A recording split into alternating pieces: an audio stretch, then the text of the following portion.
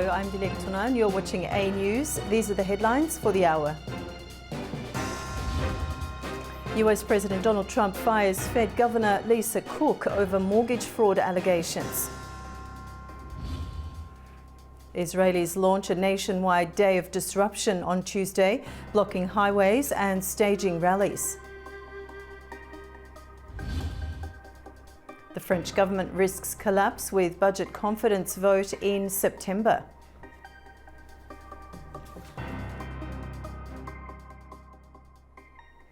For the first time in US history, a sitting president has dismissed a Federal Reserve governor. Trump's decision to oust Lisa Cook has already triggered sharp political and financial reactions. It's also igniting a debate over the limits of presidential authority. US President Donald Trump has fired Federal Reserve Governor Lisa Cook in a move that could test the limits of presidential power over the independent central bank. On Truth Social post, Trump announced Cook's immediate removal, sparking fresh concerns about the independence of America's central bank. By former President Joe Biden in 2022, was the first African-American woman to sit on the Fed's governing board. In a letter, Trump said he had sufficient cause to remove her over alleged improprieties with mortgage loans. He accused her of listing two separate properties in Michigan and Georgia as her primary residence, raising questions about possible fraud. Trump went further, calling Cook's conduct deceitful and criminal. He said it undermined her integrity and showed negligence in financial matters, making her unfit to oversee regulation. In response to President's announcement, Cook has said Trump has no authority to fire her and she will not resign. The Federal Reserve has not yet commented on the issue. No president has ever removed a sitting Fed governor before. While the law allows removal for cause, it has never been tested in practice, as White House administrations for decades have avoided interference to protect confidence in monetary policy. Financial markets reacted quickly. US stocks ended lower on Monday, with the Dow Jones losing more than 349 points, the S&P 500 down nearly 28, and the Nasdaq slipping 47. 9 of the 11 S&P sectors closed in the red. The dollar also weakened. Gold, the yen and the Swiss franc all advanced as investors turned to safe haven assets. Futures for the S&P 500 dipped further, while Asian markets also fell. Staying with Trump, the US president has warned of a potential consequence if Russian President Vladimir Putin and Ukrainian President Volodymyr Zelensky fail to hold direct talks. Speaking alongside South Korean President Lee Jae-myung, Trump said the two leaders should meet, adding he will wait a week or two before considering further steps. He admitted resolving the Ukraine conflict has proven harder than expected, citing what he called the tremendous dislike between Putin and Zelensky. And now to the Middle East. Israelis have launched a nationwide day of disruption on Tuesday, blocking highways and staging rallies. Families of hostages are demanding a ceasefire deal with Hamas to secure their release. Families of Israeli hostages held in Gaza led nationwide protests on Tuesday, blocking highways and staging demonstrations, demanding a ceasefire deal with Hamas that would secure the release of the remaining captives. Protesters lit fires and blocked traffic at several key junctions, including Yakum, about 30 kilometers north of Tel Aviv, where thick black smoke rose over the coastal highway. Demonstrators waved Israeli flags and yellow banners symbolizing solidarity with the hostages and displayed photos of those still in captivity. The coordinated day of disruption saw major roads across Israel brought to a standstill, including sections of the Tel Aviv-Jerusalem road and the coastal highway, according to local media. Protesters also unfurled flags outside the US Embassy in Tel Aviv. Organisers planned nationwide marches, including a mothers and strollers protest at Tel Aviv's Hostages Square. Tuesday night will see a large march from Savidor Station, according to local media. Hostage families are urging the public to join the evening rally to pressure the government. For 690 days, the government has been waging a war without a clear objective. How will the hostages, the living and the fallen, be returned? Who will govern Gaza the day after? How do we rebuild our country? Today, it is clear that Netanyahu fears one thing: public pressure.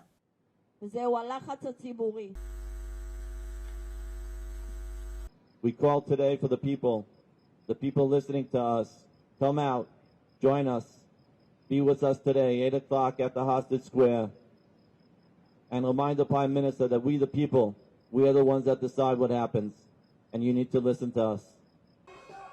There are 50 hostages remaining in Gaza, with 20 confirmed to be alive, according to Israeli officials. The demonstrations come as the United States and Israel say they're continuing to pressure Hamas to release the captives amid the ongoing conflict. Israel has carried out airstrikes on Gaza's Nasser hospital, killing at least 20 people, among them 5 journalists. The journalists killed included freelancers and reporters working with Reuters, Al Jazeera and the Associated Press. Israel's military says it has launched an inquiry, while press freedom groups accuse it of targeting the media. Please note that the following report contains distressing images. Smoke and chaos at Gaza's Nasser hospital in Khan Yunis. An Israeli strike hit the medical complex on Monday. Reuters cameraman Hussam al-Masri was killed in the first strike. Moments later, a second blast struck the site.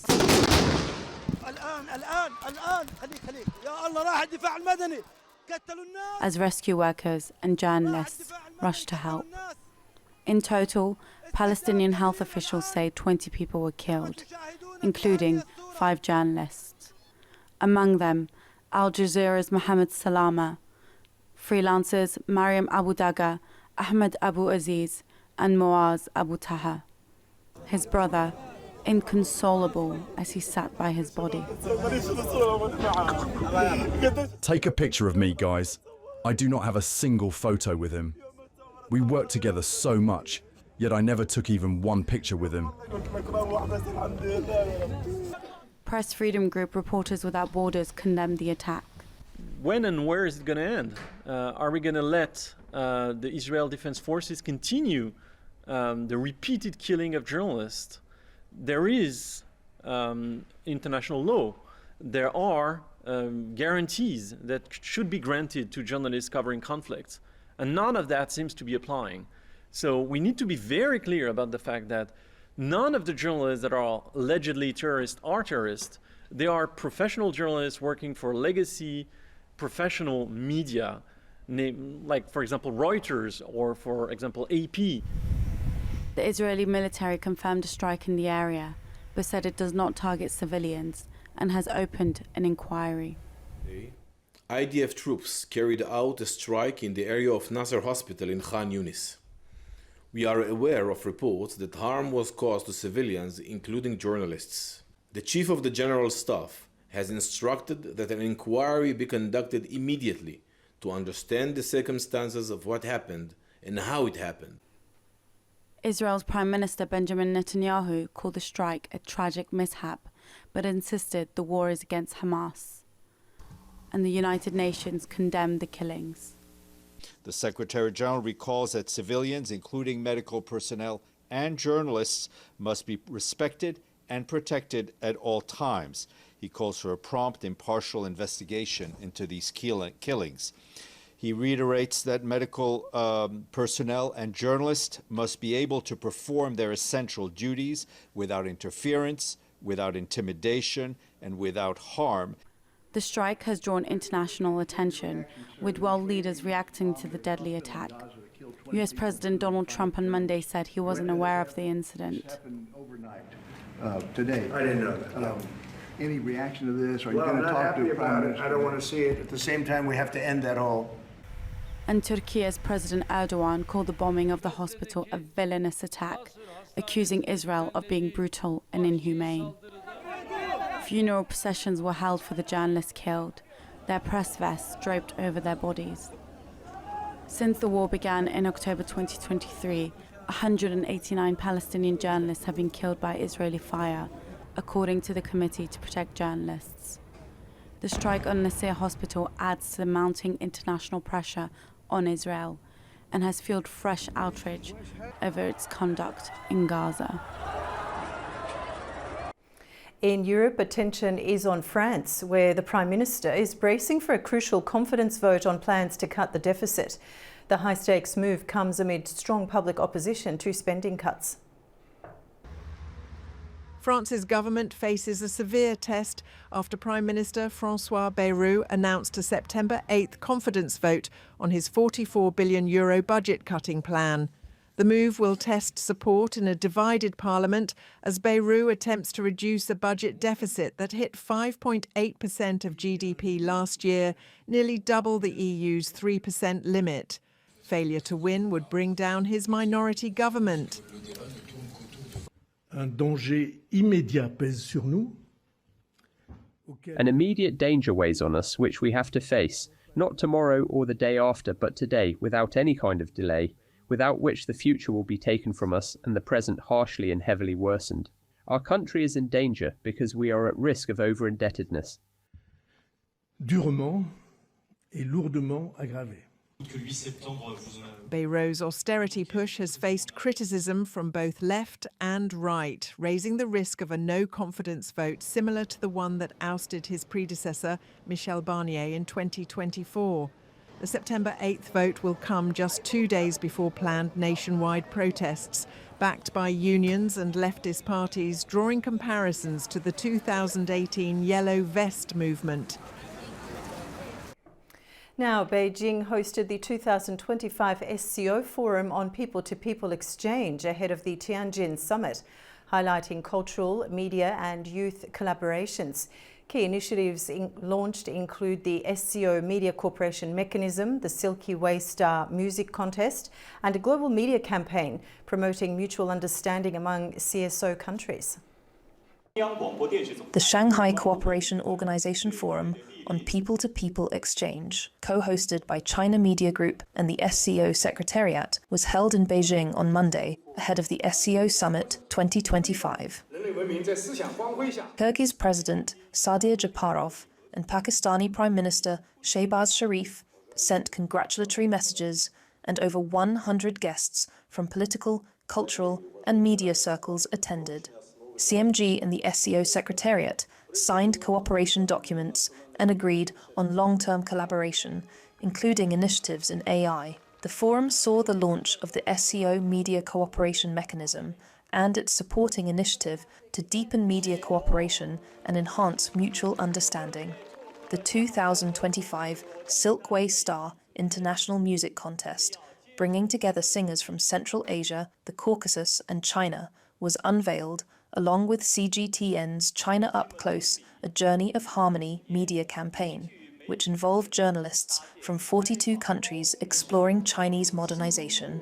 Youth-focused exchange programs and a short video initiative were also launched, encouraging young people to share stories of cross-border friendship and collaboration.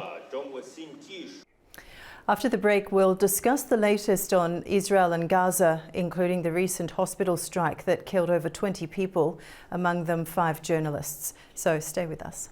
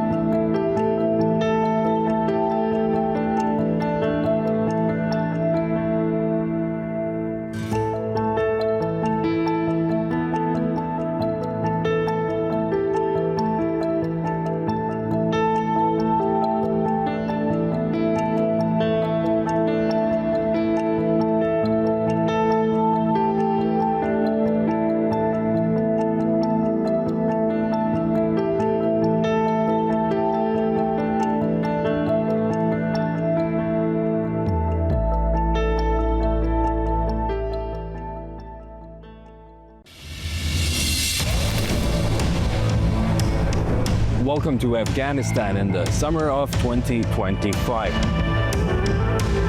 It's been 4 years since the Taliban came back to power in Afghanistan. The biggest achievement, obviously, is ending the occupation of Afghanistan. We will strive towards, after 50 years of conflict, to turn Afghanistan into a hub of cooperation amongst the many stakeholders. When the previous Western-backed government collapsed, thousands in the country scrambled, fleeing in fear of persecution. دولت فقط همین تقاضا را داریم که کم کار زیاد کنه، جوانا در کار مشغول شوند دیگه شوند تا اصلا مجبور نشن برن به دیگه جای مسافرت کنن یا اوج سختی ها را طی کنن. Mostly maybe the media is telling something about the Afghanistan, about the fight, but they shouldn't believe such a thing. There are projects to kickstart the economy in the works. The Turkmenistan, Afghanistan, Pakistan, India gas pipeline is one of them. We're also working diligently with our counterparts in Turkmenistan, Azerbaijan, and Turkey to realize the Lapis Lazuli route. We're here at the Port Torgundi in Afghanistan's western province of Herat. This is one of two starting points of the Lapis Lazuli corridor, the other one being in the north of the country. بنابراین هر قدر ترانزیت یا مسیر راه‌های انتقالی بیشتر شه، این موثرتر برای اقتصاد کشور.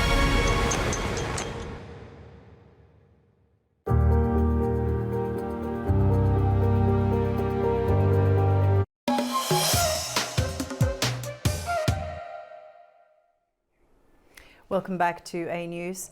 With Israel having described the recent hospital strike, which claimed the lives of over 20 individuals, including 5 journalists, as a tragic mishap, international condemnation has grown louder. Questions are now being raised about the broader implications for Israel's operations in Gaza. Joining us now is Tom Gross, political analyst from Tel Aviv, to discuss the matter further. Tom, welcome to the program.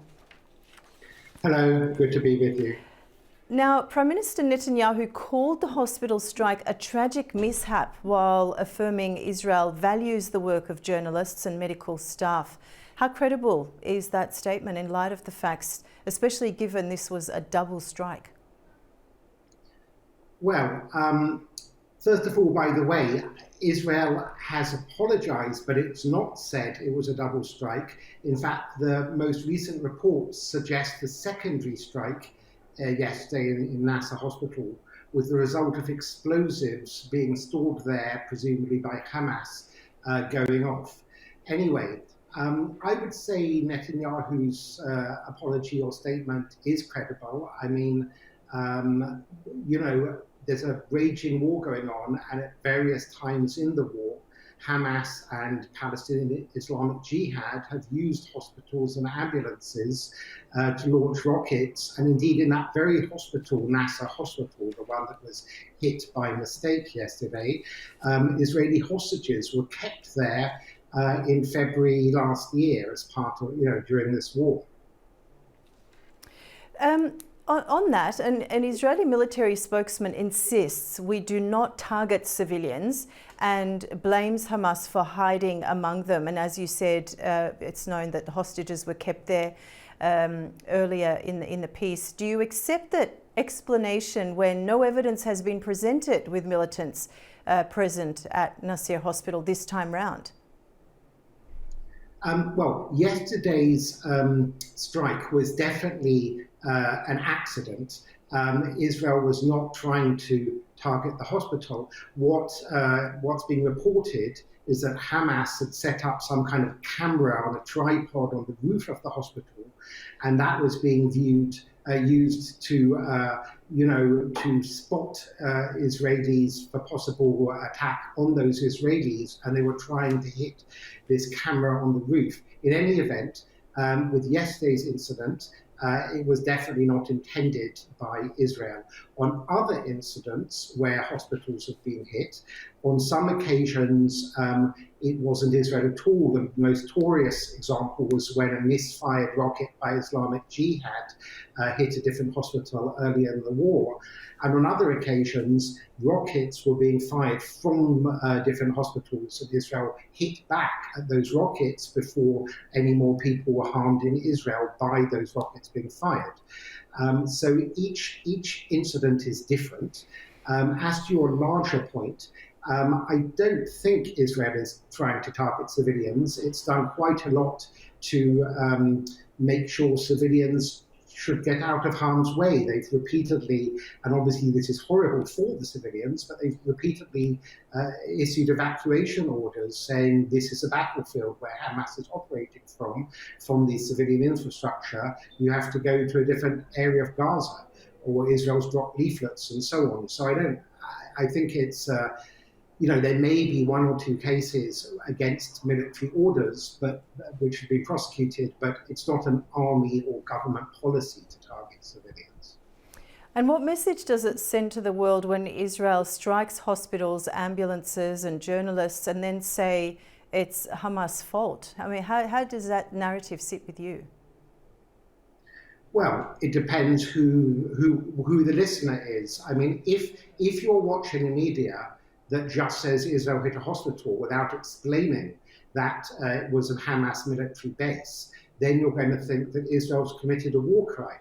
However, it is not a war crime. It is in fact within the laws of war to target, let's say, an ambulance, when that ambulance is not carrying patients, it's carrying gunmen who are about to carry out some kind of attack. It's Hamas and Islamic Jihad who have turned that ambulance into a weapon of war. It's not a breach of the laws of war. So it depends which media people are.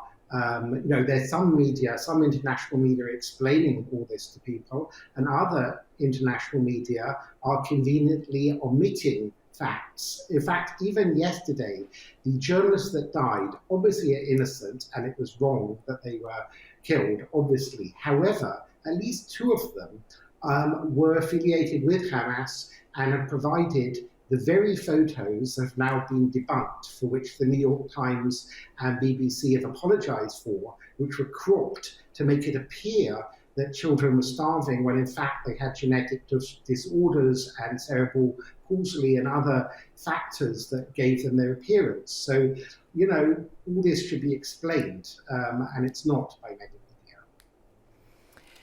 Now, Israel's spoken of removing Palestinians, resettling them abroad and reconstructing Gaza into a Middle Eastern Riviera. Is that compatible with international law, Tom, or is it a plan for mass displacement under another name? Okay, well, that's what Donald Trump said in a kind of off-the-cuff remark, although he's kind of walked it back a bit. I'm not an international lawyer, but I don't believe it's compatible with, forcing people to move is not compatible with international law. Allowing people to move voluntarily is, of course, compatible. And, right from the beginning of this war, I gave an interview on the very first day of the war saying, why are civilians not being allowed to get out of harm's way to Egypt or wherever?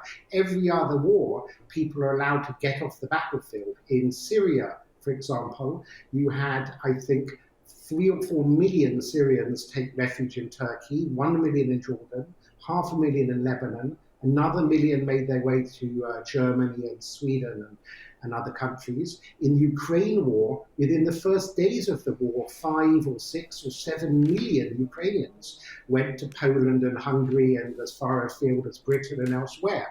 So the real question is, why is Egypt and other countries not allowing civilians to get out of the battlefield? They are being forced by Hamas and by the international community to stay on an active battlefield, which makes this war so complicated and horrific. International condemnation is growing from humanitarian agencies, the UN, and even some of Israel's closest allies. Does Israel risk isolating itself by pressing forward with this approach? Well, Israel has been isolated up to a point. We have a number of democratic allies of Israel being very critical, notably France, Australia, Canada, and Britain, all four of which have said they either already will recognize an independent Palestinian state or intend to do so next month in the United Nations General Assembly. Now, it's not about the question of recognizing an independent state. It's a question of recognizing one while Hamas are still in power. So if Israel did what it's asked to do, which is basically stop the war right now, Hamas will be left in power. Hamas will be emboldened because they could say they withstood the attacks of the mighty Israeli army and all these airstrikes and attacks. It will give Hamas an enormous boost, and it will give their fellow other members of the Muslim Brotherhood, because Hamas is the Palestinian branch of the Muslim Brotherhood, give them a fantastic boost. So I think allies, of course, should be critical of Israel where criticism's warranted. But I don't think it's wise of allies to criticize Israel in a way that Hamas sees as playing into its hands, and indeed will prolong the war, because Hamas are never going to win this war militarily, but they can win the war if there's enough pressure on Israel to basically surrender, withdraw from Gaza while Hamas are still in power. Okay, Tom, that's all we have time for in this segment. Thank you so much for joining us on the program. You're welcome. Thank you. Now, we'll take a short break, and after the break, we'll look at key stories shaping the region. Stay tuned.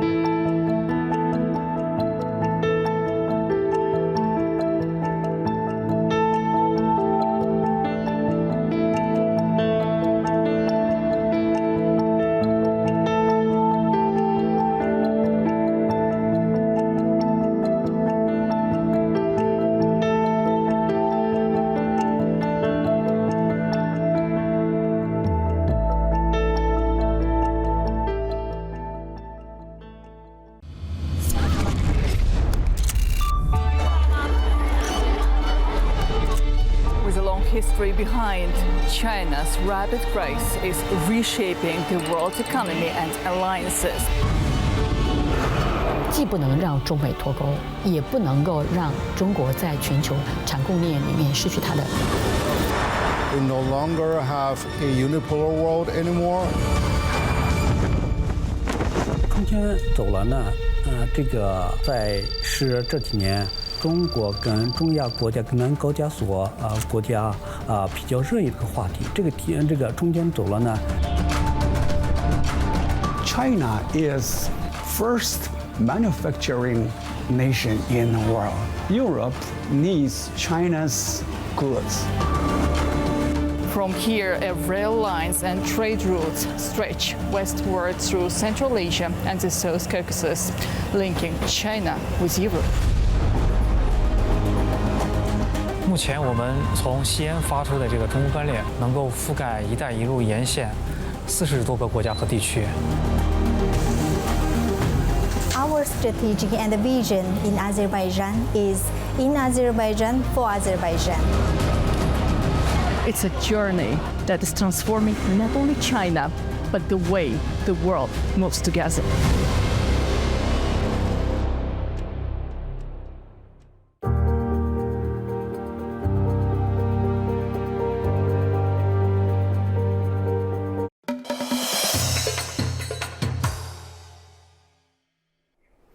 Welcome back to AnewZ. Now we'll carry on with taking a closer look at key stories shaping the region. Iran's Deputy Minister of Foreign Affairs and political directors of the foreign ministries of France, Germany and the UK will resume talks in Switzerland on Tuesday to negotiate a deal on the future of Iran's nuclear sanctions. Our Turaj Shirelidu has more from Tehran. The upcoming meeting in Geneva follows the joint telephone conversation of Iran's Foreign Minister Abbas Arafchi with his counterparts from the European Troika, as well as the EU Foreign Policy Chief on Friday. The conversation was held days before the deadline set by the European powers, which are signatories of the 2015 Iran nuclear deal, to activate the snapback mechanism or return of UN nuclear sanctions in October if they do not reach an agreement with Iran by end of August. In the meantime, Tehran has stepped up its diplomatic contacts with Beijing and Moscow, which, similar to the European powers, are the JCPOA parties. They are also permanent members of the UN Security Council, wielding the veto power.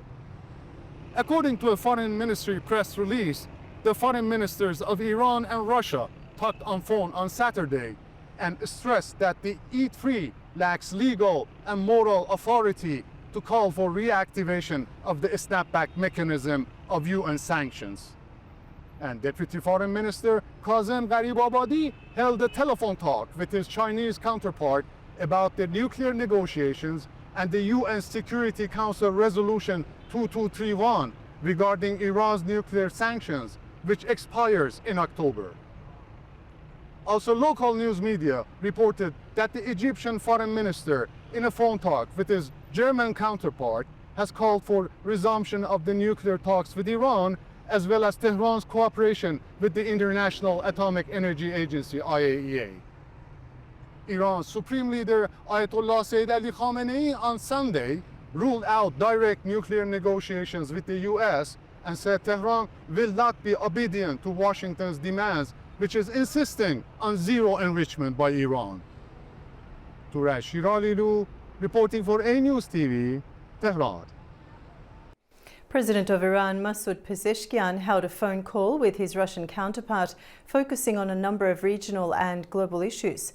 Pezeshkian said that Iran remains committed to speed up the construction of Rasht-Astara Railway, the key of the north-south corridor linking the Persian Gulf with Russia. Pezeshkian also noted that 3+3 platform is a more effective way to discuss the future of the Caucasus region. Vladimir Putin reaffirmed Russia's unwavering support for Iran's uranium enrichment rights. Turkish Foreign Minister Hakan Fidan met with his Egyptian counterpart Badr Abdulati on Monday in Jeddah. The two discussed bilateral ties and regional developments, while Fidan prepares to chair the Organization of Islamic Cooperation session addressing Israel's ongoing assault on Gaza, which has killed more than 62,000 Palestinians since October 2023. Turkish President Recep Tayyip Erdogan made a statement regarding the foundation of the Kars-Iğdır Aralık-Delaju railway line, a part of a broader Zangezur corridor concept. According to reports from Turkish media, Erdogan also spoke about the areas that will develop as a result of the regular railway line. In his statement, Erdogan emphasized the importance of the railway connection along the Zangezur corridor route. He noted that the opening of the railway line will increase production and exports in eastern and southeastern Anatolia, improve transportation infrastructure, and expand the tourism potential of the Mediterranean region. Staying on the topic, Georgia seems not sitting back while Armenia and Azerbaijan edge closer to a Zangezur corridor that could sideline Tbilisi's transit influence. Instead, the country is increasing speed with an international tender now open for supervising the new Batumi-Sarpi highway. The South Caucasus is entering a new era. Armenia and Azerbaijan are close to a final peace deal which could open the Zangezur corridor, a direct link from Azerbaijan to Turkey. For Georgia, that's a challenge. If cargo moves through Armenia, Tbilisi risks losing part of its role as the region's main gateway. But Georgia is keen to remain a relevant player in regional connectivity by investing in infrastructure projects.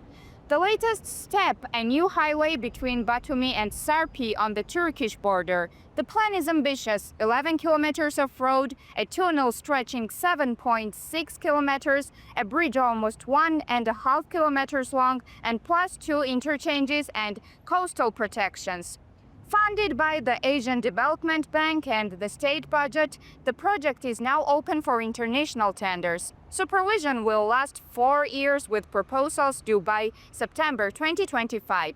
The stakes are high. Batumi is Georgia's tourist capital, the heart of the Black Sea coast. A faster, safer road means more trade, more visitors, and more regional ties. So while new corridors may shift the balance in the South Caucasus, Georgia is making sure it remains vital. It's Nini Nikolaishvili reporting from Tbilisi, AnewZ. Now moving to the Far East and Central Asia, where Japan is strengthening its partnership with Kazakhstan by providing financial aid to support those affected by nuclear testing. During the first official visit of Japan's Foreign Minister Takeshi Eiwa, key agreements were reached to boost trade, investment and collaboration in strategic sectors. Our correspondent Fraser Kalamuzina has more. Japan will provide Kazakhstan with $7.4 million in aid for victims of nuclear testing and is set to deepen its economic cooperation with the country. This announcement came during the official visit of Japanese Foreign Minister Takeshi Eiwa to Astana, his first visit to Kazakhstan in this role. Following talks with Kazakhstan's Deputy Prime Minister and Minister of Foreign Affairs Murat Nurtliu, both sides agreed to strengthen trade and economic ties through increased investment, expanded exports and joint projects in strategic sectors. Japan is currently among Kazakhstan's top 10 foreign investors, having contributed over $9 billion in direct investment to date. Last year, bilateral trade approached $2 billion, and the Kazakh side believes there is strong potential to build on this figure. Key areas for future cooperation include the export of non-ferrous and rare earth metals. Kazakhstan supplies 22 of the 32 critical raw materials Japan needs for its green transition. As a result, partnerships are being explored between Kazakhstan's Tauken Samruk and Japan's Oil, Gas and Metals National Corporation. Transport infrastructure also was a key topic during the talks. Japan has pledged support to digitalize customs procedures at the port of Aktau, which is part of the Trans-Caspian International Transport Route. The two sides also agreed to speed up preparations for the Central Asia plus Japan summit, which was postponed last year due to an earthquake in Japan. The meeting is now expected to take place as soon as possible. In addition, a direct flight between Almaty and Tokyo is set to begin in 2026, a move expected to boost business and cultural ties between the two countries. Also, Kazakhstan's Deputy Prime Minister and Foreign Minister Murat Nurtliu announced that discussions took place regarding the organization of an official visit by Kazakhstan's President Kassym-Jomart Tokayev to Japan, expected to take place before the end of this year. From Almaty, Kazakhstan, Fariza Kalimurzina, AnewZ. A top United Nations counter-terrorism official has issued a stark warning about ISIS Khorasan, better known as ISIS-K. She says the group continues to pose a serious threat not only inside Afghanistan, but also across Europe and Central Asia. Our correspondent Tamim Bahis has more from Kabul.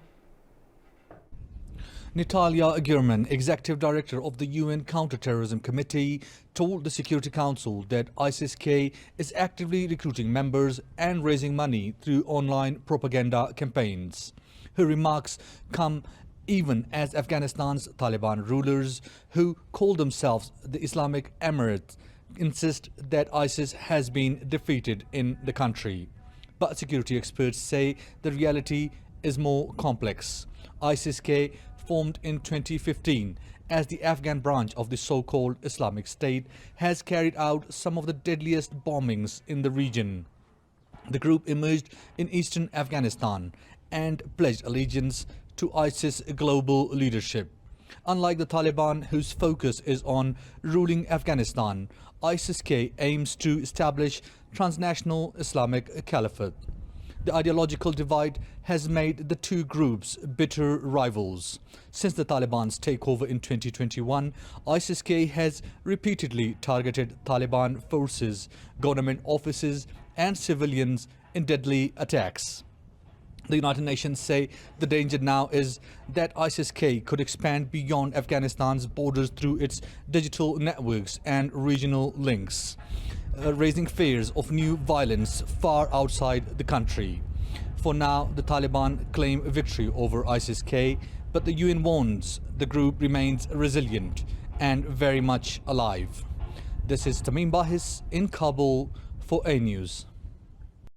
We'll take a short break now. Join us again when we'll discuss Georgia and its role in regional connectivity with Gigi Gigiatse, Senior Fellow at the Economic Policy Research Centre.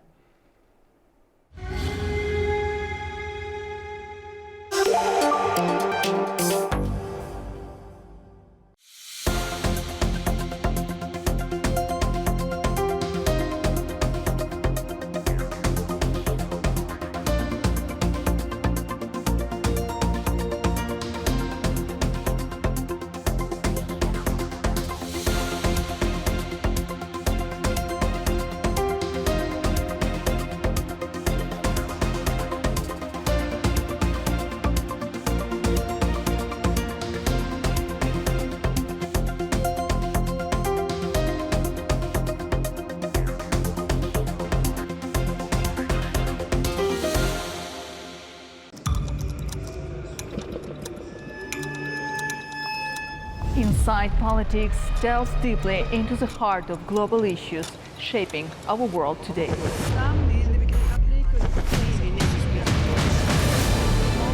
Join me for your go-to source of political analysis from across the region and beyond.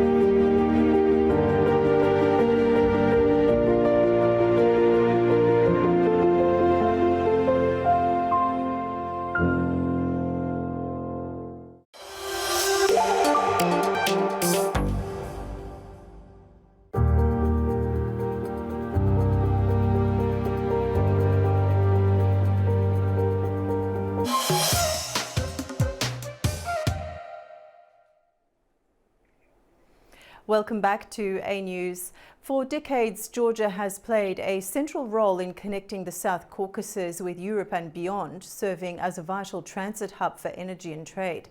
With the recent US-brokered peace deal between Azerbaijan and Armenia opening a new corridor in the region, many are now asking how this development could reshape connectivity across the South Caucasus.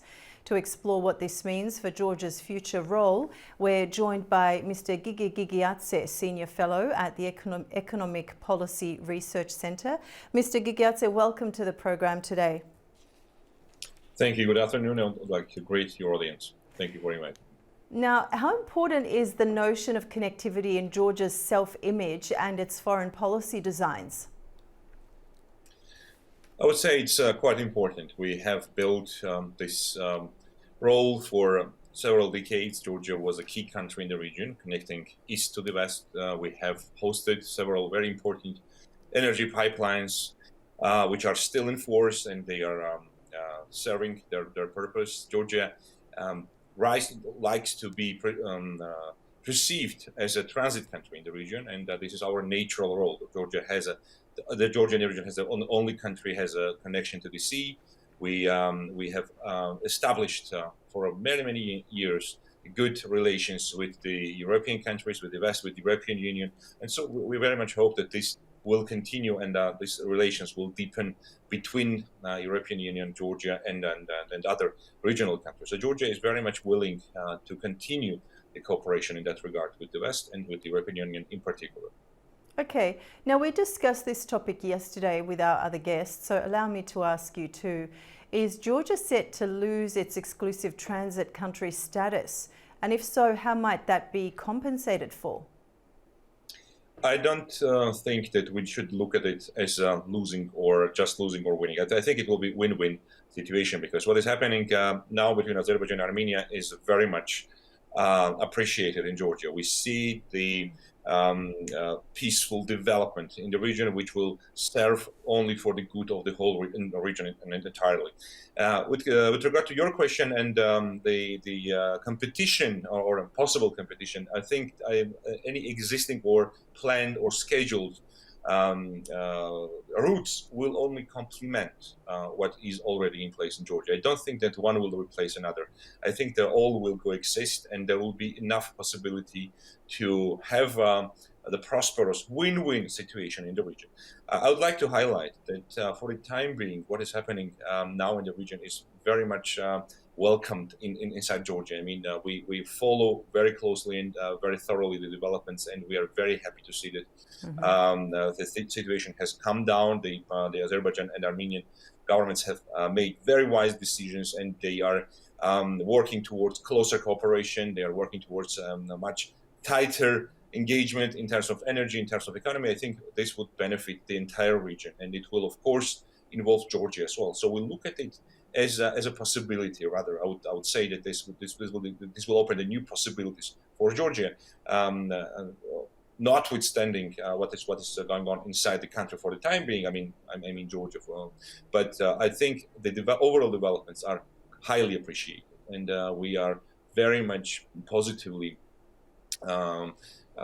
looking at the situation and at the developments in the region. Okay. And to what extent is the current regional connectivity agenda, particularly in the South Caucasus, influenced by the broader US-China competition? The deep sea port of Anaklia in Georgia comes to mind.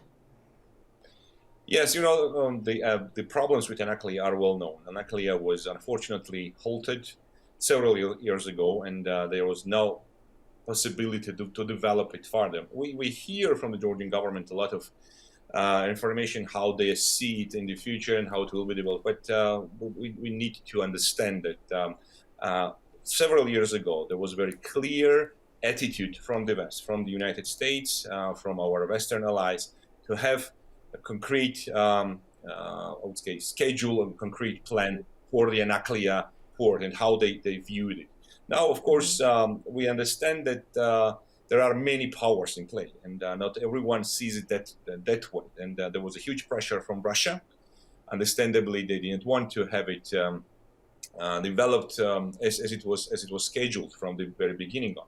But since then, nothing really has changed. Only through statements we hear from the current people in the government of Georgia that there are huge plans. There will be a lot of new projects and so on, but nothing really is happening on the ground. And of course, there are some companies who from China, from the East, who have won the competition of the construction, but we need to see how it will be developed. And of course, Georgia as a country, we see our future in the West. We see our development with the European Union, with that in the population of Georgia. We see that our future lies inside the European Union and within the Western culture and the Western civilization. So therefore, of course, there are some different considerations how it should have been dealt from very beginning, but for the time being, we have the situation as it is. I mean, nothing really is going on. We have only declarations made by the current ruling party, but we need to see what will really happen. If in case if this port will be developed in a proper manner, of course the entire region will benefit from it. We will have, of course, the possibility to host different sites, different stakeholders, and to offer this connection of this big port connection, Black Sea connection, to all our friends and partners and strategic partners in the region. So I think the port, Dakle port has a future, but it needs the proper handling and wise handling. And what's your assessment of the trip, the Trump route for international peace and prosperity arrangements, particularly the agreement on a third-party US commercial operator managing the overland passage between Azerbaijan's mainland and its Nakhchivan exclave? I think it's very interesting. I think it's for the first time in the long history in our region that the United States expresses willingness to get much more involved in the processes. I think it's excellent development since there is no Russia involved anymore, and from our point of view, it will serve only the good reason to really establish the peaceful cooperation between the parties. And if it will be continued in a way which was announced in the United States, I think it will have only a positive impact on the entire region, including Georgia. I repeat myself, including Georgia. And this is from our perspective. I think everyone thinks the same in Georgia, that this is very positive development. The entry of United States in this particular region of Europe, I think, is very much appreciated. And Mr. Gigyatse, how might Georgia's recent political tensions with the West affect its ability to adapt to this new regional reality? Yes, this is a good question, and thank you for that. We are now in a very difficult situation, as you know, because we are now on the verge of losing many benefits and many formats of cooperation with the West. Now only 4 days remain until the 31st of August, and when Georgia will be assessed regarding our visa facilitation agreement, and it might be halted for an unknown time. And we are now really having quite difficult reality between Georgia and the European Union, because no requirements are fulfilled by the ruling party. For the time being, they are refusing to comply with the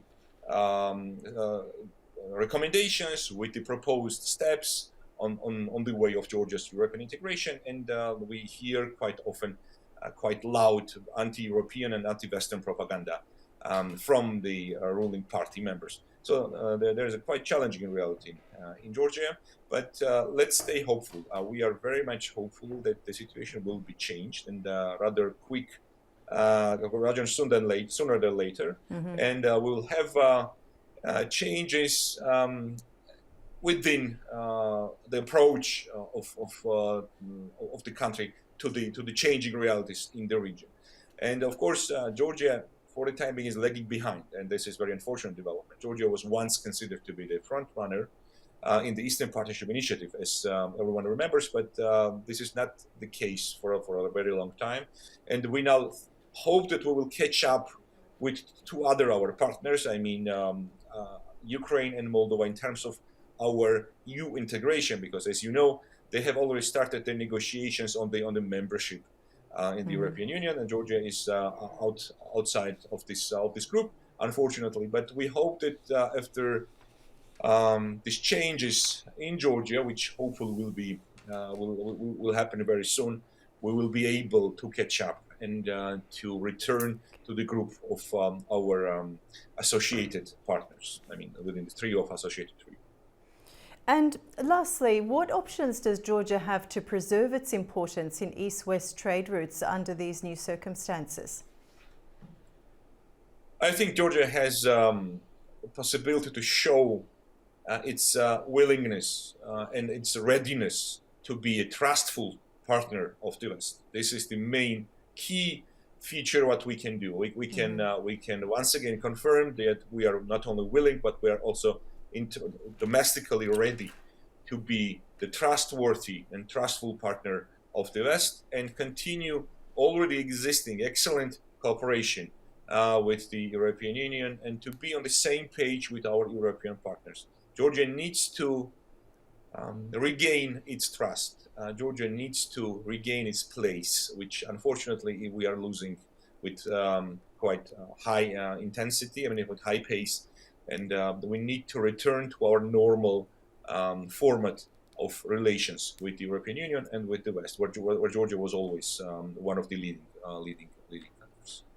Okay, Mr. Gigiatse, thank you so much for joining us. It's been a pleasure talking to you. An honor. Thank you very much. And that's all we have for now. Thank you for watching and stay tuned to AnewZ for more world news and updates.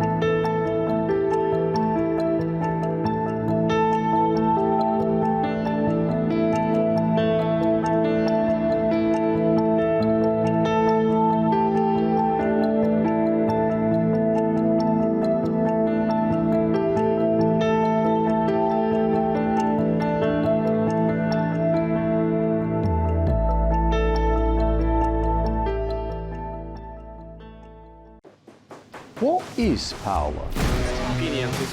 Has leadership truly evolved, or are the old rules of geopolitics still pulling the strings behind the scenes? Who is really powerful? And what makes people feel powerless?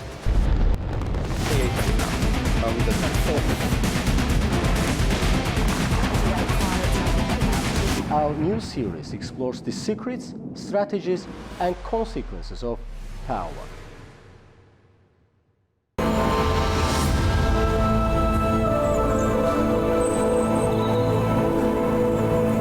We are ready to welcome everyone to come to Gabela and to make unforgettable memories. Welcome to Gabala Rafi.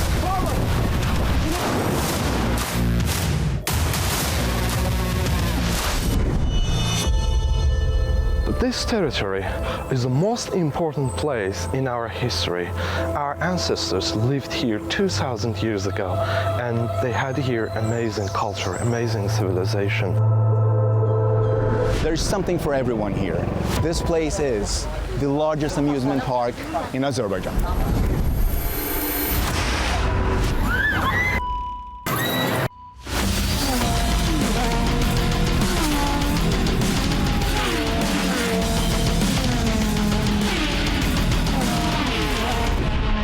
Our guests love to have meal in this atmosphere. Yeah. You know, you see you're in nature, in the forest, and the good food. 6 tons, 579 liters. And it's a lot of wine. And biggest cask in the world.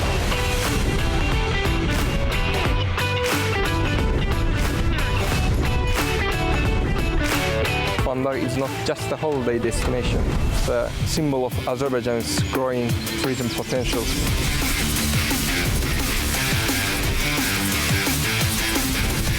The doors are open.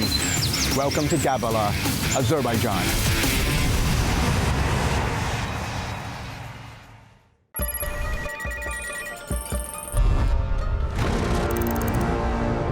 On World Business, we meet the boardroom leaders making market-moving decisions. And find out how leaders are dealing with continuous technological disruption.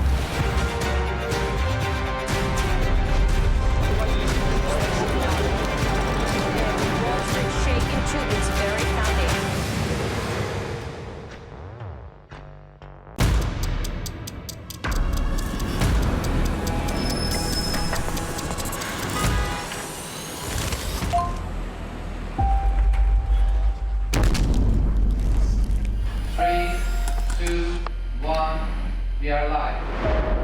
Good morning, you're watching AnewZ live from Baku to the world.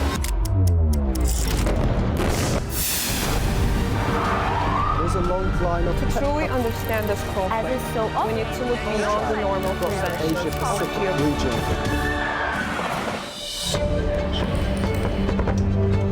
Well, this is a major development, not just for the governments of countries across the South Caucasus and Central Asia. Its impact is also increasingly being felt in Brussels, London, and Berlin.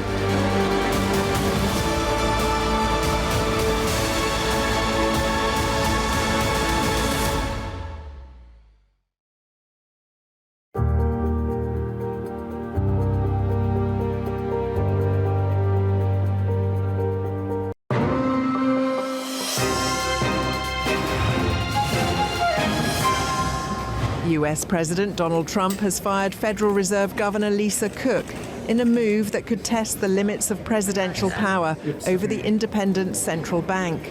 On Truth Social post, Trump announced Cook's immediate removal, sparking fresh concerns about the independence of America's central bank. By former President Joe Biden in 2022, was the first African-American woman to sit on the Fed's governing board. In a letter, Trump said he had sufficient cause to remove her over alleged improprieties with mortgage loans. He accused her of listing 2 separate properties in Michigan and Georgia as her primary residence, raising questions about possible fraud. Trump went further, calling Cook's conduct deceitful and criminal. He said it undermined her integrity and showed negligence in financial matters, making her unfit to oversee regulation. In response to President's announcement, Cook has said Trump has no authority to fire her and she will not resign. The Federal Reserve has not yet commented on the issue. No president has ever removed a sitting Fed governor before. While the law allows removal for cause, it has never been tested in practice, as White House administrations for decades have avoided interference to protect confidence in monetary policy.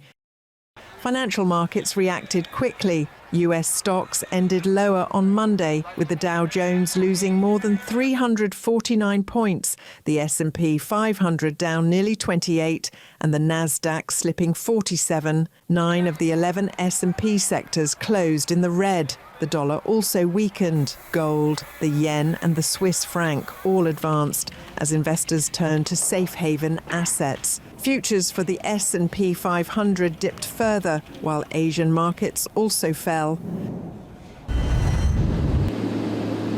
US President Donald Trump met with South Korea's new leader, Lee Jae-myung, for talks in Washington. The meeting, focused on trade and defense cooperation, follows a July trade deal in which Washington agreed to reduce its reciprocal tariff on South Korea to 15% from the initially proposed 25%. South Korea also agreed to invest $350 billion in the United States, with the talks aimed at discussing how the investment package will be structured and managed.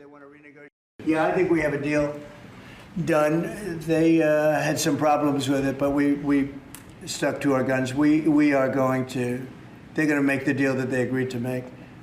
And he's a very good guy, a very good representative for South Korea. It's a very big trade deal. You know, it's the biggest deal they've ever made by far, but it's one of the biggest deals ever made. The two leaders also discussed modernizing their country's alliance. South Korea's economy relies heavily on the US, with Washington underwriting its security through troops and nuclear deterrence. At a summit meeting today with President Trump and I agreed to make our own and modernize our bilateral alliance to be more reciprocal and future-oriented, in line with a changing security landscape. The US defense commitment to the Republic of Korea and our joint defense posture remain unwavering and ironclad. At the same time, Korea will take a more leading role in maintaining security on the Korean peninsula. While speaking to reporters before a meeting with his South Korean counterpart, Trump further expressed willingness to meet with North Korea's leader, Kim Jong-un. The US president has already met Kim on 3 occasions and says he hopes to meet him again this year. I have a great relationship with Kim Jong-un. I hope it stays that way. I think it will. I have a very good relationship. I understand him. I spent a lot of free time with him talking about things that we probably aren't supposed to talk about. And, I get along with him really well. I think he has a country of great potential, tremendous potential. Is it possible you meet him this year or maybe next year? Well, I'm meeting a lot of people. I mean, it's hard to say that, but I'd like to meet him this year. The meeting marked the first summit between the two leaders following the impeachment of South Korea's former president, Yoon Suk-yeol. And still Families of Israeli hostages held in Gaza led nationwide protests on Tuesday, blocking highways and staging demonstrations, demanding a ceasefire deal with Hamas that would secure the release of the remaining captives. Protesters lit fires and blocked traffic at several key junctions, including Yakum, about 30 kilometres north of Tel Aviv, where thick black smoke rose over the coastal highway. Demonstrators waved Israeli flags and yellow banners symbolising solidarity with the hostages and displayed photos of those still in captivity. The coordinated day of disruption saw major roads across Israel brought to a standstill, including sections of the Tel Aviv-Jerusalem road and the coastal highway, according to local media. Protesters also unfurled flags outside the US Embassy in Tel Aviv. Organisers planned nationwide marches, including a mothers and strollers protest at Tel Aviv's Hostages Square. Tuesday night will see a large march from Savidor station, according to local media. Hostage families are urging the public to join the evening rally to pressure the government. For 690 days, the government has been waging a war without a clear objective. How will the hostages, the living and the fallen, be returned? Who will govern Gaza the day after? How do we rebuild our country? Today, it is clear that Netanyahu fears one thing: public pressure.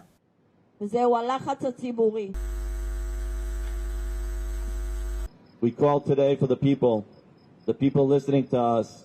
Come out, join us, be with us today, 8 o'clock at the Hostage Square, and remind the Prime Minister that we the people, we are the ones that decide what happens, and you need to listen to us. There are 50 hostages remaining in Gaza, with 20 confirmed to be alive, according to Israeli officials. The demonstrations come as the United States and Israel say they're continuing to pressure Hamas to release the captives amid the ongoing conflict. France's government faces a severe test after Prime Minister François Bayrou announced a September 8th confidence vote on his €44 billion budget cutting plan. The move will test support in a divided parliament as Bayrou attempts to reduce a budget deficit that hit 5.8% of GDP last year, nearly double the EU's 3% limit. Failure to win would bring down his minority government. Un danger immédiat pèse sur nous. An immediate danger weighs on us, which we have to face, not tomorrow or the day after, but today, without any kind of delay, without which the future will be taken from us and the present harshly and heavily worsened. Our country is in danger because we are at risk of over-indebtedness. Durement et lourdement aggravé. Bayrou's austerity push has faced criticism from both left and right, raising the risk of a no-confidence vote similar to the one that ousted his predecessor, Michel Barnier, in 2024. The September 8th vote will come just 2 days before planned nationwide protests, backed by unions and leftist parties, drawing comparisons to the 2018 Yellow Vest movement. The Shanghai Cooperation Organization Forum on People-to-People Exchange, co-hosted by China Media Group and the SCO Secretariat, was held in Beijing on Monday, ahead of the SCO Summit 2025. Kyrgyz President Sadir Japarov and Pakistani Prime Minister Shehbaz Sharif sent congratulatory messages, and over 100 guests from political, cultural and media circles attended.